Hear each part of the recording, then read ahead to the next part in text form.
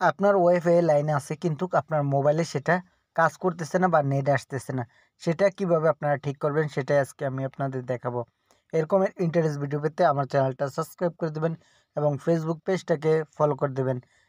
সেজন্য আপনারা আপনাদের সেটিং অপশনে চলে আসবেন। এইখানে আমার সেটিং অপশন দেখতে পাচ্ছেন। এইখানে আমি একটি ক্লিক করে দিচ্ছি। ক্লিক করার পর এরকম একটি ইন্টারফেস চলে আসবে। চলে আসার পর এইখানে আপনারা উপরে সার্চ অপশন দেখতে পাচ্ছেন। এই সার্চ অপশনে একটি ক্লিক করে দেবেন।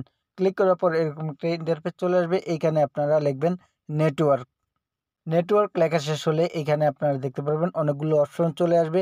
এইখান থেকে আপনারা কয়েকটি অপশন পেতে পারেন আপনার ফোনে। প্রথম অপশন থাকতে পারে নেটওয়ার্ক নোটিফিকেশন ওয়াইফাই অ্যাডভান্স।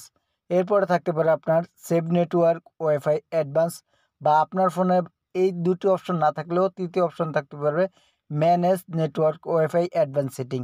এই অপশনের তিনটি একটি আপনার মোবাইলে থাকলে আপনারা যে কোনো একটির মধ্যে ক্লিক করতে পারেন।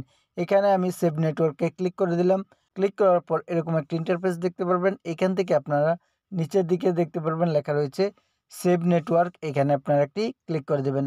ক্লিক করার পর এইখান থেকে আপনি যেই নেটটা ব্যবহার করতেছেন বা ওয়াইফাইটা ব্যবহার করতেছেন এইখান থেকে আপনার নিচের দিকে স্ক্রল করার পর সর্বশেষ যেই ওয়াইফাইটি ব্যবহার করতেছেন সেটা কিন্তু এখানে শো করবে।